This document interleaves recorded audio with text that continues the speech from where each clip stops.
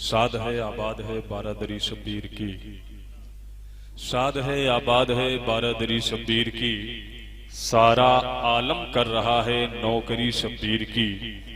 شاد ہے آباد ہے بارہ دری شبیر کی، سارا عالم کر رہا ہے نوکری شبیر کی۔ اور روشنی اسلام کی پھیلے نہ کیوں چاروں طرف، روشنی اسلام کی پھیلے نہ کیوں چاروں طرف، کربلا میں جل رہی ہے مرکری شبیر کی، کربلا میں جل رہی ہے مرکری شبیر کی۔ شاد ہے آباد ہے بارہ دری شبیر کی، سارا عالم کر رہا ہے نوکری شبیر کی۔ ایک اور شعر پڑھتا ہوں کہ علی کا شعر، علی کا شعر گرجتے دہاڑتے بولا، قاری لیاقت صاحب کہ علی کا شعر گرجتے دہاڑتے بولا، سبھی کے واسطے آب حیات تھوڑی ہے۔ علی کا شعر گرجتے دہاڑتے بولا، سبھی کے واسطے آب حیات تھوڑی ہے۔ یہ کہہ کے چھین لیا بزدلوں کے ہاتھوں سے، تمہارے باپ کی نہر فرات تھوڑی ہے۔ یہ کہہ کے چھین لیا بزدلوں کے ہاتھوں سے، یہ کہہ کے چھین لیا بزدلوں کے ہاتھوں سے، تمہارے باپ کی نہر فرات تھوڑی ہے، تمہارے باپ کی نہر فرات تھوڑی ہے۔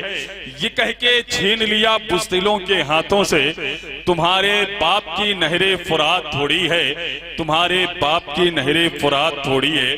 اور ایک شعر پڑھتا ہوں، ابھی واقعی جو ہے یہ شعر میں نے کہیں کسی جلسے میں نہیں پڑھا ہے، آج حضرت علامہ احمد وارثی صاحب کی بلا کی موجودگی میں، بھائی اکمل صاحب ہیں، عرفان و ابو سعد، ان سب کی موجودگی میں میں یہ پہلی مرتبہ پڑھ رہا ہوں اور دیکھتا ہوں کہ یہ انداز میرا کیسے ہوتا ہے پڑھنے کا، اور اگر آج اچھا رہا تو کل انشاءاللہ دوسرے جلسے میں پڑھتا ہوں۔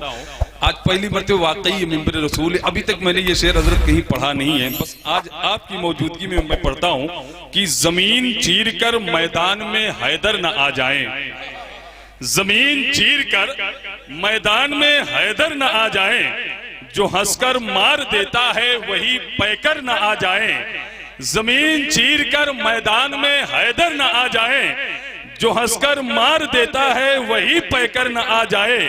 سنا ہے نسل ہرمل، سنا ہے نسل ہرمل کی کسی رن میں نہیں آتی، سنا ہے نسل ہرمل کی کسی رن میں نہیں آتی، انہیں ڈر ہے کہیں پھر سے علی اصغر نہ آ جائے۔ سنا ہے نسل ہرمل کی کسی، سنا ہے نسل ہرمل کی کسی رن میں نہیں آتی، سنا ہے نسل ہرمل کی کسی رن میں نہیں آتی، سنا ہے نسل ہرمل کی کسی رن میں نہیں آتی، انہیں ڈر ہے، انہیں ڈر ہے کہیں پھر سے علی اصغر نہ آ جائے، انہیں ڈر ہے، انہیں ڈر ہے کہیں پھر سے علی اصغر نہ آ جائے، انہیں ڈر ہے، انہیں ڈر ہے کہیں پھر سے علی اصغر نہ آ جائے، انہیں ڈر ہے کہیں پھر سے علی اصغر نہ آ جائے۔ اور ظاہر سی بات ہے کہ کربلا کے لہروں کے دائرے کہاں تک ہیں، کربلا کی لہروں کے دائرے کہاں تک ہیں، بنت فاطمہ تیرے مارکے کہاں تک ہیں، اور کربلا میں اٹھ اٹھ کر دیکھتی تھی تلواریں، کربلا میں اٹھ اٹھ کر دیکھتی تھی تلواریں، سر کٹانے والوں کے حوصلے کہاں تک ہیں، سر کٹانے والوں کے حوصلے کہاں تک ہیں۔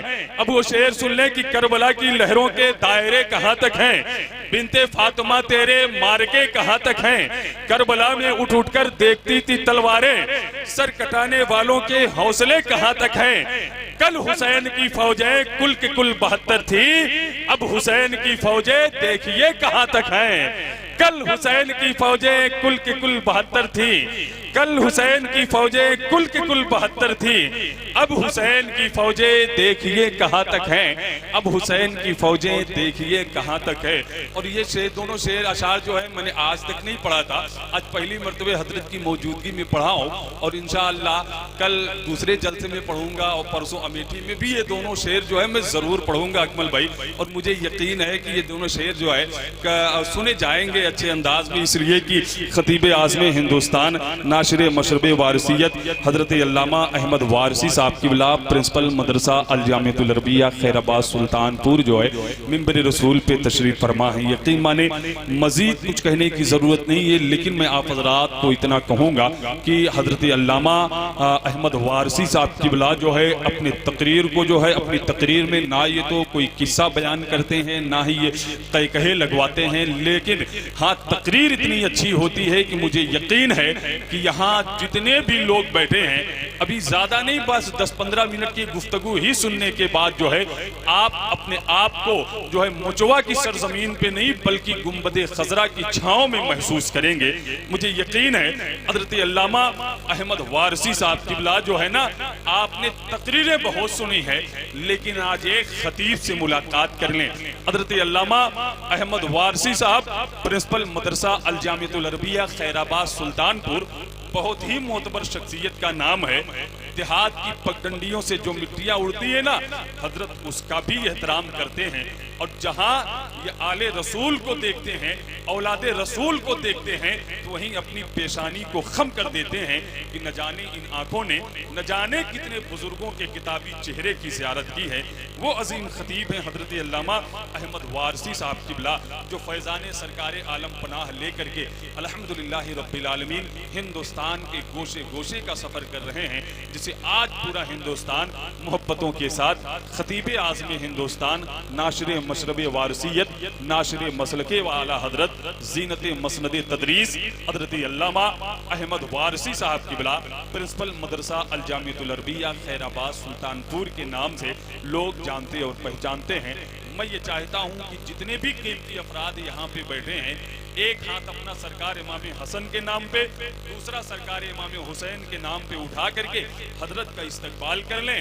نعرہ تکبیر، نعرہ رسالت، جشن عید میلاد النبی، فیضان امام حسین، فیضان امام حسین، ذکر شہدائے کربلا، مسلک اعلی حضرت. نعرہ تکبیر، نعرہ رسالت.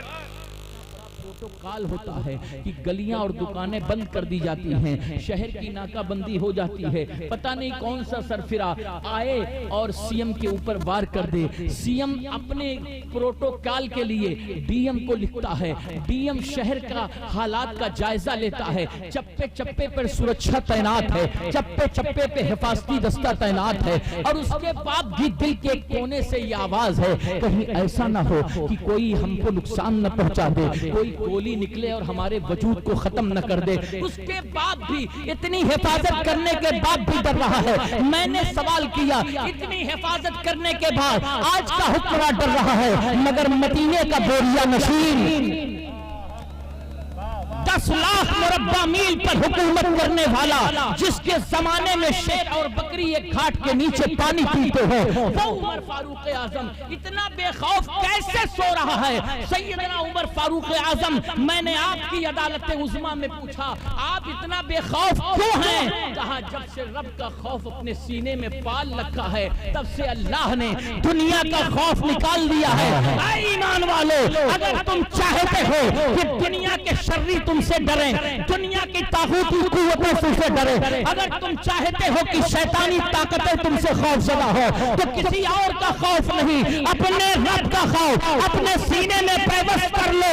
کسی حفاظت کی ضرورت نہیں ہوگی، اس لیے کہ جب بندہ حفاظت کرے گا تو ہو سکتا ہے وہ غافل ہو جائے، ہو سکتا ہے وہ سو جائے، ہو سکتا ہے وہ نیند میں آ جائے، مگر رب جب حفاظت کرتا ہے تو اس کی شان یہ ہے اللہ لا الہ الا هو الحی القیوم لا تأخذه سنۃ ولا نوم له ما فی السماوات وما فی الارض. رب کی شان یہ ہے وہ حی ہے، وہ قیوم ہے، اسے نہ نیند آتی ہے ہے. اگر آپ چاہتے ہو کہ آپ کی حفاظت ہو تو اپنا راستہ اور اپنا رشتہ اپنے رب سے اتنا مضبوط کر لو جو رات کی تاریکی میں بھی حفاظت کرنے والا ہے، صبح کے اجالے میں بھی حفاظت کرنے والا ہے، صحراؤں میں بھی حفاظت کرنے والا ہے، ویرانوں میں بھی حفاظت کرنے والا ہے، شہروں میں بھی حفاظت کرنے والا ہے. اگر چاہتے ہو کہ تمہاری حفاظت کی جائے تو اس حفاظت کرنے والے سے اپنا رشتہ محبت مضبوط کرو. گرامی وقار چونکہ یہ کچھ تمہیدی جملے ہیں, آپ کی سمجھ میں آ جائے کہ میں بولنا کیا چاہتا ہوں, آپ کے ذہن کی وادیاں اس طرف چلی جائیں. کیا ہے بیٹا؟ میں اس کو رکھ دوں. ہاں بس بس تقریر بھی اخیر موڑ پہ ہے, ختم کرنا ہے. یہ کیا چیز آ گئی بھائی؟ اچھا ناشتہ ہے کسی کے لیے, اچھا گلشیر کے لیے تو نہیں ہے. درود پاک پڑھ لیجیے. اللہم صلی اللہ رب محمد صلی اللہ علیہ وسلم محمد ماضی والکرم ہم بیل محمد کمباری کو سلیم صلاۃ والسلام علیہ یا رسول اللہ صلی اللہ علیہ وسلم. صرف 15 سے 20 منٹ آپ اس گفتگو کو سماعت کر لیں, پھر میں اس جہاں لے جانا چاہتا ہوں آپ کا ذہن انشاءاللہ ادھر جائے گا. اب ذرا غور فرمائیے, وہ فاروق اعظم رضی اللہ تعالیٰ عنہ کی ذات ہے. حضرت فاروق اعظم اللہ تعالیٰ کا خوف رکھ رہے ہیں, اللہ کی خشیت رکھ رہے ہیں. آج ہم ڈرے ہوئے ہیں, آج ہم سہمے ہوئے ہیں.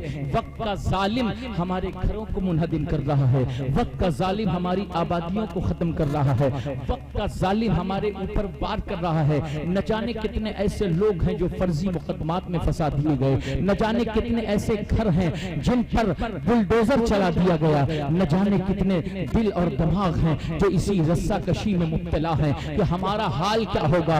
ذرا تاریخ کے ان واقعات کو نگاہوں میں رکھو جب مدینے میں شروعاتی دور اسلام کا تھا. آقا کریم کے بعد زمام قیادت حضرت سیدنا صدیق اکبر رضی اللہ تعالیٰ عنہ نے سنبھالی. حضرت صدیق اکبر کا دور یاد کرو, کون امام الصادقین کا دور یاد کرو, کس کا دور یاد کرو, نبی کے یار غار کا دور یاد کرو, کس کا دور یاد کرو, نبی کے رفیق صحبت کا دور یاد کرو, کس کا دور یاد کرو, نبی پاک صلی اللہ تعالیٰ علیہ وسلم کے محب کا دور یاد کرو. وہ صدیق اکبر جنہوں نے اپنی جان رسول کے حوالے کر دی, اپنا مال رسول کے حوالے کر دیا, اپنی عزت رسول کے حوالے کر دی, اپنا وقار حضور کے حوالے کر دیا, اپنی شان و شوکت رسول کے حوالے کر دیا.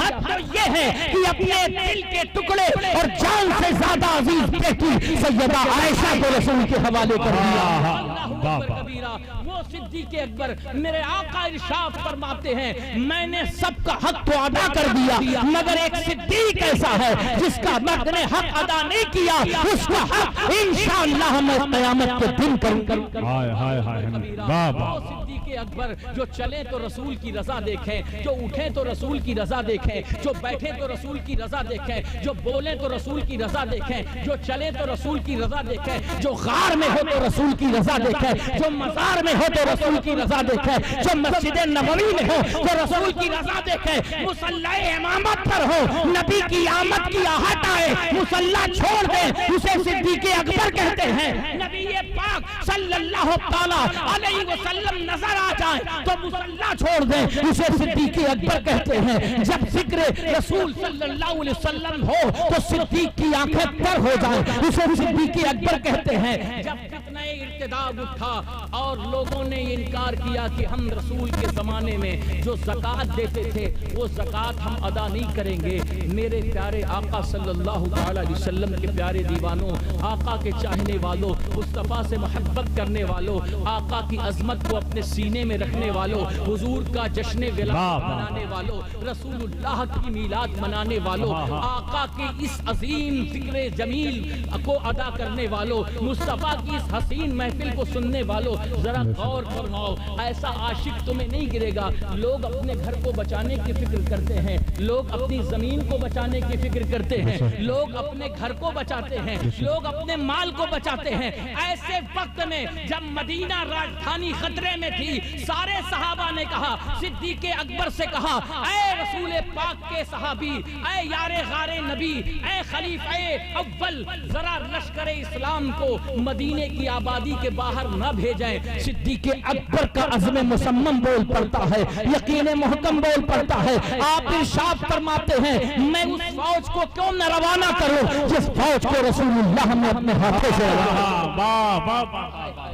میں اس فوج کو کیوں نہ روانہ کروں جس فوج کو آقا صلی اللہ تعالی علیہ وسلم نے اپنے ہاتھوں سے روانہ کیا تھا. قسم خدا کی صدیق کا سب کچھ لٹ جائے مگر رسول کا حکم ادھر سے ادھر ہو ایسا ہو نہیں سکتا. تاریخ بتاتی ہے جب حضرت اسامہ ابن زید کی قیادت میں لشکر اسلام آگے بڑھا تو دشمنوں پر ایسا روب و دبدبا طاری ہوا کہ وہ کہنے پہ مجبور ہو گئے کہ مسلمانوں کا دم یہ کہ ہمارے گھر میں گھس کر کے ہم کو للکار رہے ہیں. تو گویا ان کے پاس بہت بڑی طاقت ہے, بہت بڑی قوت ہے, بہت بڑا پاور ہے, اس لیے اب ہمیں اب مسلمانوں سے لڑنے کی ضرورت نہیں. ایک دور آیا کہ لوگوں نے زکات دینے سے انکار کر دیا. ایسی صورت میں حضرت صدیق اکبر کھڑے ہوئے اور ارشاد فرمایا اگر رسول اللہ کے زمانے میں کوئی ایک رسی بھی حضور کو دیتا تھا میں اس وقت تک اس سے جہاد کروں گا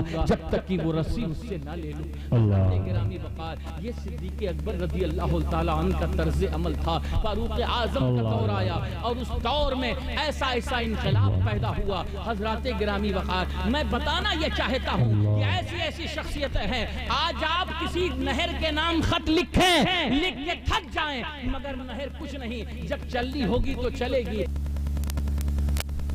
مگر ہاں رسول کا دیوانہ, مصطفیٰ کا عاشق, اللہ کے حکم کی فرما برداری کرنے والا, اللہ کے آرڈر پر چلنے والا.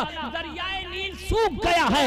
ایسے عالم میں ایسا ہو رہا ہے کہ اب دریائے نیل جاری ہوگا تو ایک کنواری لڑکی کا بلیدان لے کر کے ایک کنواری لڑکی اس کے اندر کاٹ کے ڈالی جائے گی تب دریائے نیل جاری ہوگا. حضرات گرامی وقار یہ ماحول تھا, یہ معاملہ تھا. حضرت عمر ابن خطاب کو خط لکھا گیا اور لکھنے کے بعد یہ کہا گیا اے عمر فاروق اعظم تازہ آب و ہوا اور دستور یہ ہے کہ جب تک ایک لڑکی مصر کے دریا میں کاٹ کے نہیں ڈالی جاتی تب تک دریائے نیل چلتا نہیں ہے, جاری نہیں ہوتا ہے. اور آپ نے کے کنارے اگر کوئی کتا بھی مر گیا, جہاں جہاں میری حکومت ہے اگر اس جگہ ایک چھوٹا سا جانور بھی مر گیا تو میں گورنروں اے عاملوں اس کا میں تم سے مواخذہ کروں گا, اس کا میں تم سے حساب لوں گا. اے خلیفہ وقت بتائیے ہم کیا کریں. خط لکھنے والا کون تھا؟ خط لکھنے والا فاتح مصر حضرت عمرو ابن العاص تھے. حضرت عمرو ابن العاص کون ہیں؟ رشتے میں مصطفیٰ تاجدار کائنات صلی اللہ تعالی علیہ وسلم کے ماموزاد لگتے ہیں. حضرات گرامی وقار وہ خط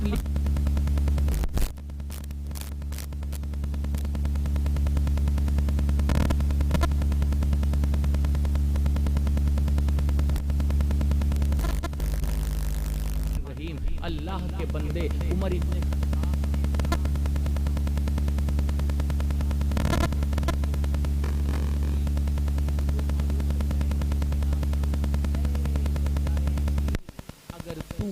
اللہ کی مرضی سے چلتا تھا تو چل جا.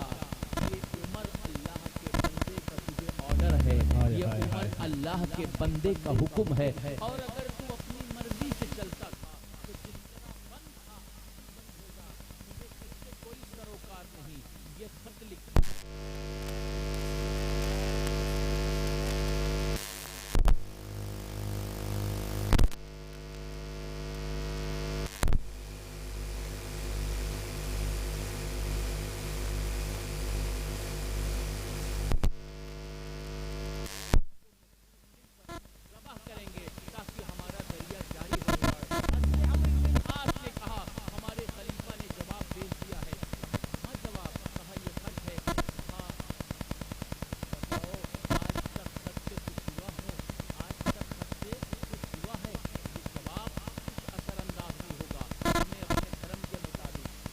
سسٹم کے مطابق کام دیجیے.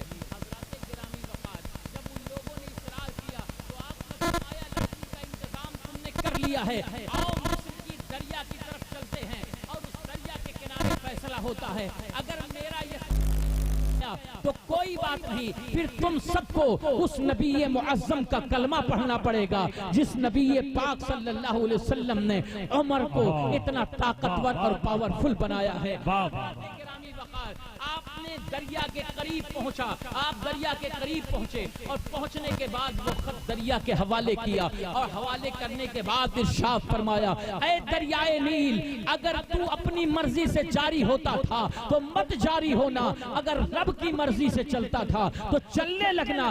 عمر اللہ کے بندے نے تجھے حکم دیا ہے، اتنا سننا تھا، خط ڈالنا تھا کہ دریا کی وہ لہریں جو خاموش تھیں سیکنڈ نہیں لگے، دریا کی لہروں میں ارتعاش پیدا ہوا، نہ جانے کہاں سے اتنا پانی آیا کہ پورا دریائے نیل پھول ہو گیا۔ دیکھتے ہی دیکھتے نیل کا دریا بہنے لگا۔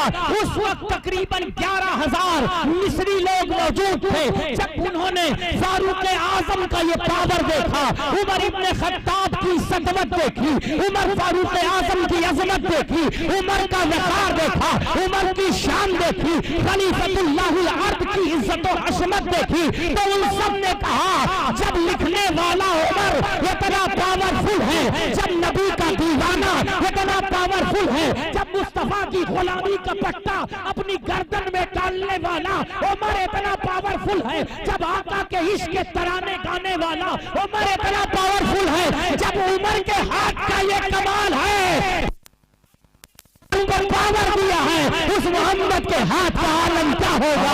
قدموں کو چبیتے رہنے دو، چہرے کا تصور مشکل ہے، جب چاند کے جیسی ایڑی ہے، رخسار کا عالم کیا ہوگا؟ جب ان کے گدا بھر دیتے ہیں شاہان زمانہ کی جھولی، محتاج کا جب یہ عالم ہے، مختار کا عالم کیا ہوگا؟ نعرے تکبیر، نعرے رسالت، جشن عید میلاد النبی، ذکر شہدائے کربلا، سبحان اللہ۔ حضرات یہ تاریخ ہم نے تھوڑی سی یہ بتائی تاکہ آپ کا ذہن لوٹ پڑے، آپ سمجھ جائیں آپ کا تعلق کیا تھا۔ ارے آپ کا تعلق تو ان سے تھا جو خط لکھ دیں تو دریا جاری ہو جائے۔ مدینے کی طرف آگ بڑھی چلی آ رہی ہے، لوگوں نے حضرت فاروق اعظم سے شکایت کی اے اللہ کے سچے بندے، اے خلیفۃ اللہ، یہ مدینے کی طرف آگ چلی آ رہی ہے، بتاؤ آگ کسی کی سنتی ہے؟ میں نے تو یہی سنا تھا کہ آگ حضرت ابراہیم علیہ السلام نے جب کہا تھا تو آگ نارے نمرود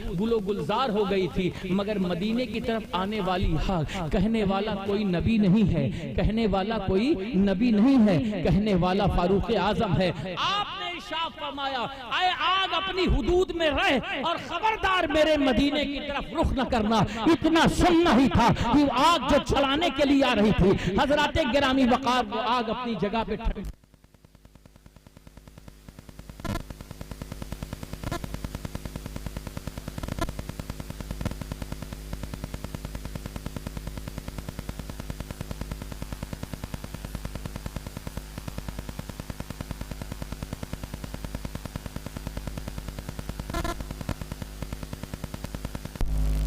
کی باتیں بتائیے۔ حضرت فاروق اعظم نے کتنا خوبصورت اسلام پیش کیا کہ وہ خود بھی تو دائرہ اسلام میں داخل ہو گیا، ان کے ساتھ جتنے لوگ آئے تھے وہ سب دائرہ اسلام میں داخل ہو گئے، اور اس ذات کا نام مثنی ابن حارثہ۔ ایک تاریخ کے اسی ہیرو کی بات کر دوں، بات ختم کر دوں۔ اس تاریخ کے ہیرو کا نام مثنی ابن حارثہ تھا۔ میں خالد ابن ولید سے متاثر ہوں، مگر خالد سے متاثر کیوں ہوں؟ اس لیے کہ رسول اللہ کا دست مقدس ان کے ہاتھ سر پر تھا، انہیں رسول اللہ نے اللہ کی تلوار کہا تھا، اللہ کے رسول نے اللہ کی تلوار، مگر مثنی ابن حارثہ حضرت عمر فاروق اعظم کے دست مقدس پر، ایک روایت ہے کہ حضرت ابو بکر صدیق رضی اللہ تعالیٰ عنہ کے دست مقدس پر، دونوں روایتوں میں تطبیق دی جا سکتی ہے۔ بہرحال آپ جب تشریف لائے اس وقت عالم کیا تھا؟ چاروں طرف سے عیسائی بستیاں تھیں۔ ذرا غور سے سننا، اپنا ماضی سننا، پھر اپنا حال سننا، اور پھر تھوڑی مستقبل کی باتیں سن لینا اسی کے تناظر میں۔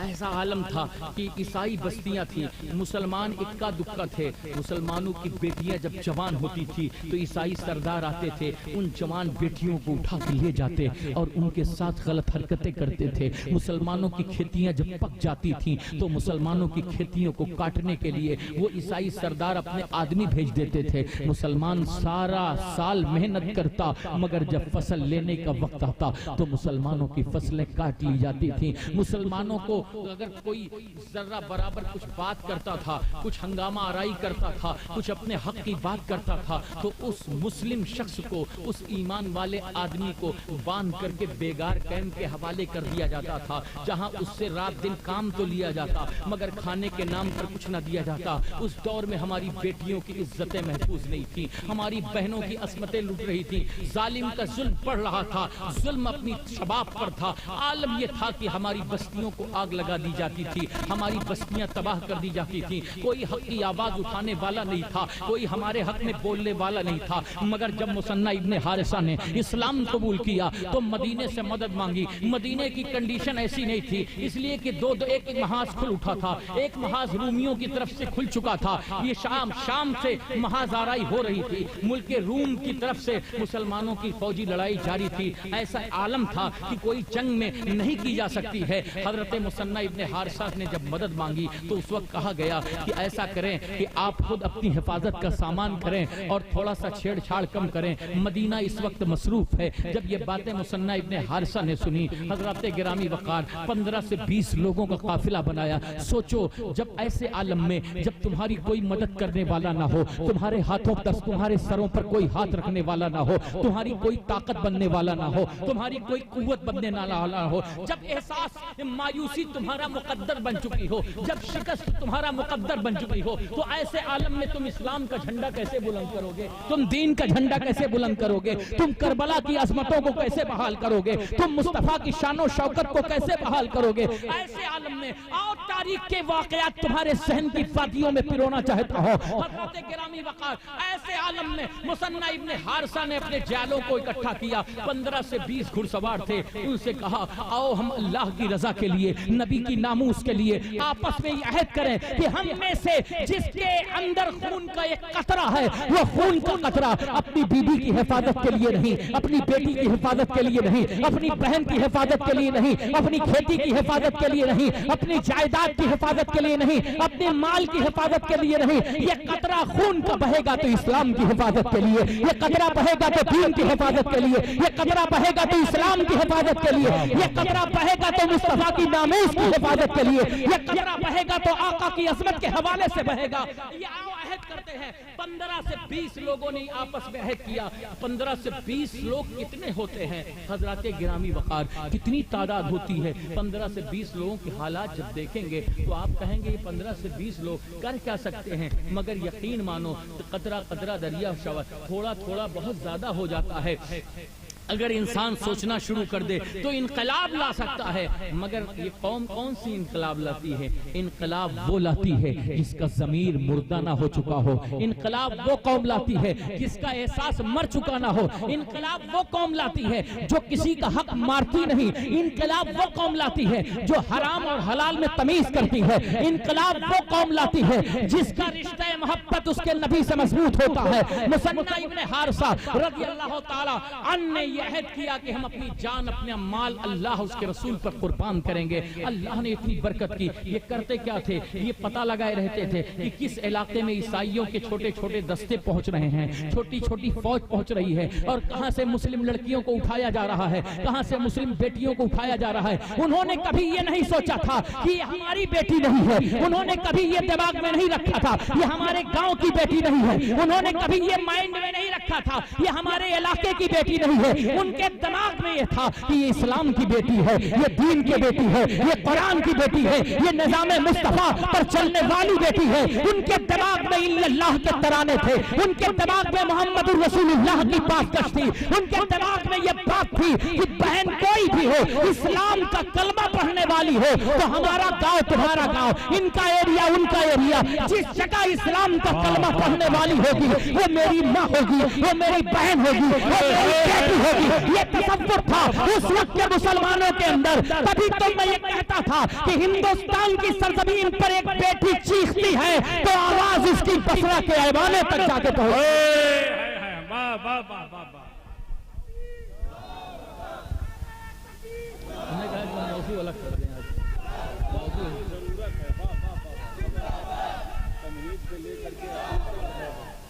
عرض ذرا غور فرمائیں، اسلام کی وہ بیٹی، ذرا غور فرمائیں، ہندوستان میں کوئی بیٹی چیخے، آواز اس کی بصرہ تک پہنچے۔ میں تو یہ کہتا ہوں نچوا کے مسلمانوں، آپ کے اندر اتنا بڑا جذبہ بیدار ہونا چاہیے کہ آپ کے شہر کی نہیں، ملک ہند کی کوئی بیٹی اگر رو رہی ہے، مانوتا کے نام پر رو رہی ہے، انسانیت کے نام پر رو رہی ہے، انسانی قدروں کے نام پر رو رہی ہے، تو وہ کسی کی بیٹی ہو، کسی کی بہن ہو، اسلام کا یہ مجاہد ضرور اس بیٹی کی عزت کو بچانے کے لیے پہنچے گا۔ یہ ہماری تاریخ ہے، یہ ہماری تاریخ ہے۔ ہم دلی میں حکومت کر رہے تھے، حکومت ہماری تھی، سلطنت ہماری تھی، بادشاہت ہماری تھی، عزت ہماری تھی، شان و شوکت ہماری تھی، وقار ہمارا تھا، لال قلعہ ہمارا تھا، تاج محل ہمارا تھا، ہندوستان کا کونا کونا ہمارا تھا، مگر پنڈت رام لال کی بیٹی شکنتلا نے جب بنارس کی سرزمین سے آواز دی تو آواز پر لبیک کہنے والا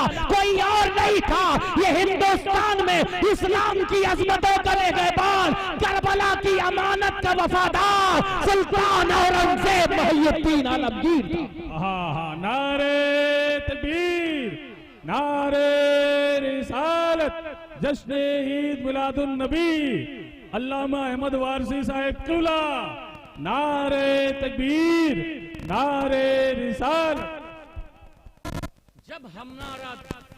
جب ہمارا دور حکومت تھا تو ہم کیا ہے کہا ایک کمبل ایک پیالہ ہے، سرکار نے فرمایا پیالہ بیچ دے، پیالہ بیچا تو کچھ دینار ہاتھ میں آئے، درہم ہاتھ میں آئے، سرکار نے فرمایا ایک کلہاڑی لے آؤ، کلہاڑی لے آئے، بینٹ حضور نے لگایا، بینٹ حضور نے لگانے کے بعد کہا جاؤ جنگل میں لکڑیاں کاٹ لاؤ، 7 دن کے بعد لوٹ کے آئے تو کچھ کما کے لے آئے، حضور نے رکھا، کہا 15 دن بعد آنا، پھر 1 مہینے بعد آنا، اسے کماتے رہے، ایک زمانہ ایسا آیا کہ مدینے میں سب سے زیادہ مالدار آدمی حضرت عثمان ابن عفان کے بعد کوئی ذات تھی تو وہ حضرت عبد الرحمن ابن عوف کی تھی۔ سبحان اللہ، سبحان اللہ۔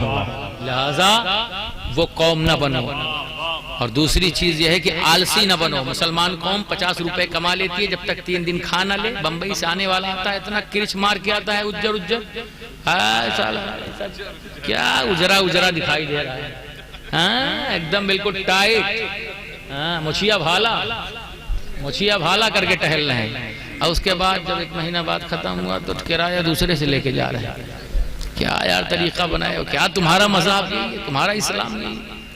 خیر الامور اوسطھا، بیچ کا راستہ اپناؤ، اس طرح سے چلو کہ کسی کو تکلیف نہ ہو، نہ تکبر سے چلو، نہ گھمنڈ سے چلو، محبت سے چلو، آؤ تو شان سے آؤ، جاؤ تو شان سے جاؤ، اللہ نے جو مال دیا ہے اس میں اور محنت کرو، اور کاوش کرو، اور کوشش کرو۔ اللہ کے رسول صلی اللہ تعالیٰ علیہ وسلم کا فرمان ہے، جو کسب کرتا ہے، مال حلال کمانے میں کوششیں کرتا ہے، وہ گویا اللہ کے راستے میں ہے، اگر اسی حالت میں اس کا انتقال ہوتا ہے تو اللہ اسے مرتبہ شہادت عطا فرما دیتا ہے۔ تو لہٰذا یہ کاوش کرو، محنت سے کماؤ، زیادہ سے زیادہ کماؤ۔ ایک بزرگ رحمت اللہ تعالیٰ علیہ جا رہے تھے جنگل میں، تو دیکھا کہ ایک خوبصورت لومڑی موٹی تازی بیٹھی، آنکھوں سے اندھی، پیروں سے معذور، تو بزرگوں نے دیکھا یا اللہ اسے کیسے کھلاتا ہوگا، اتنا سوچتے تھے کہ اندر سے زمین پھٹی، ایک پیالہ شہد کا اور ایک پیالہ دودھ کا آیا۔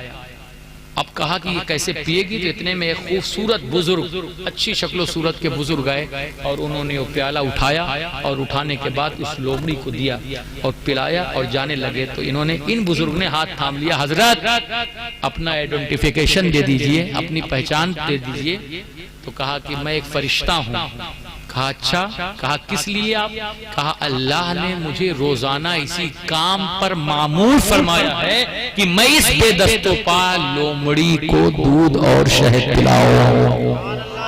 ذرا زور سے بولیے، سنا شہد اور دودھ پلاؤں، اللہ اکبر کبیرہ۔ ذرا غور فرمائی، جب اتنا سنا تو بزرگ نے کہا میں نہیں کمانے جاؤں گا، جو اللہ ایک لومڑی کو رزق کا انتظام کر سکتا ہے ایک فرشتے کا ذریعہ، تو میں بھی پہاڑ کی چوٹی بیٹھ گئے۔ 1 ہفتہ تک خوب عبادت کی، جب پیاس کے مارے، بھوک کے مارے، پیٹ کی حالت خراب ہو گئی، کہا یا اللہ یا موت دے دے یا کھانا دے دے، تو اللہ رب العزت نے فرمایا کہ اے میرے بندے، تو بھی کیسا بندہ ہے، تو نے لومڑی بننے کی کوشش کی، مگر اس فرشتے کا عمل نہیں کیا جو دودھ وہاں لومڑی تک پہنچا رہا ہے. لہٰذا خود بھی کماؤ اور اپنے ماتحت لوگوں کو بھی کھلاؤ. بھیک کا خاتمہ کرو. اگر مسلم کے نام پہ کوئی نقاب والی ہو, چاہے نقاب, ہاں کوئی ہے اس طرح کا, آپ اس کو ڈھونڈو, اس کو پہنچاؤ, مال اس کے دروازے تک پہنچاؤ. گھر پہ نکلنے سے پہلے, آپ کے دروازے پہ آنے سے پہلے وہ مال آپ اس کے دروازے پہنچا دو. قسم خدا کی آپ سنت فاروق اعظم ادا کرتے نظر آئے. چاہتے ہو تم فاروق اعظم کے ساتھ جنت میں رہنا تو یہ عمل کرو. ڈھونڈو علاقوں میں غریبوں کو, آپ کے دروازے پر کوئی نہ ہے. یہ ایسے جو بھیک منگے ان کو ہٹاؤ, ان کا بائیکاٹ کرو. دو چیز, کماؤ اور اپنے ماتحتوں کھلاؤ. جھوٹ سے باز رہو. اب مسجدیں بڑی سونی ہیں صاحب, مسجدوں میں نمازی بڑے کم ہیں, عبادتیں بڑی کم ہیں. جلسے میں جتنے لوگ آئے ہیں کو کی کوشش ہونی چاہیے کہ سب نمازیں پنجگانہ پابندی کے ساتھ ادا کریں. اس لیے کہ آپ اگر نماز پڑھیں گے, آپ نماز کی حفاظت کریں گے تو نماز آپ کی حفاظت کرے گی. انشاءاللہ مسلمان بن کے رہیں, کسی کا حق نہ کھائیں, کسی کے ساتھ بے ایمانی نہ کریں, جھوٹ نہ بولیں. اب وہ صحابی جو آئے ہوئے تھے نا, انہوں نے کہا رسول اللہ مجھے زنا کی اجازت دے دیجیے. یہی بات تھی, زنا کی اجازت دے دیجیے. سرکار, اب ہم لوگوں سے ڈنڈا مار کے بھگا دیتے. سرکار نے فرمایا کیا تم اس بات کو پسند کرو گے کہ یہ عمل تمہاری ماں کے ساتھ ہو؟ کہا یا رسول اللہ نہیں. فرمایا تمہاری بہن کے ساتھ یہ عمل ہو؟ کہا نہیں. تمہاری خالہ کے ساتھ یہ عمل ہو؟ نہیں. سارے رشتے حضور نے گنوا دے. کہا نہیں نہیں نہیں. تو کہا پھر دوسرے کی ماں کے ساتھ, دوسرے کی بہن کے ساتھ, دوسرے کی خالہ کے ساتھ, دوسرے کی بیٹی کے ساتھ, جو عمل تم اپنی ماں, اپنی بہن, اپنی بیٹی, اپنی خالہ کے ساتھ حرام سمجھتے ہو, وہ تو دوسرے کی خالہ, دوسرے کی بہن, دوسرے کی بیٹی کے ساتھ جائز کیسے سمجھتے ہو؟ تو وہ آئے تھے گناہ کرنے کے لیے, مگر توبہ کر کے ایسے گئے یا رسول اللہ میں باز آئے اس جرم سے. تو ایسی ان چیزوں کو بھی خیال میں رکھو. اگر کبھی اس طرح کا خیال آئے تو سوچ لو کہ میری اپنی بھی ماں ہے, اور زنا ایک ایسا قرض ہے, زنا ایک ایسا قرض ہے جو اس کی بیٹیوں سے, اس کی پوتیوں سے ضرور وصولا جائے گا. لہٰذا اس کا خیال رکھیے. اگر آپ کسی کی بیٹی کسی عورت کے اوپر حملہ کر رہے ہیں تو آپ کی اپنی بیٹی, اپنی عورت, اپنی ماں پر بھی حملہ ہوگا. یہ ادھار ایسا ہے جو ضرور سمیٹا جاتا ہے. بس انہی باتوں کے ساتھ بہت بول لیے. آپ لوگ آپس میں متحد رہیے, سب کو پیغام دیجئے. کوئی دوسرے مذہب کا بھی آدمی آئے تو جب آپ کے پاس آئے تو جاتے وقت یہ کہے جب محمد عربی کے ماننے والے 1400 سال کے بعد ایسے ہیں تو 1400 سال پہلے ہوں گے کیسے ہیں. واخر دعوانا الحمدللہ.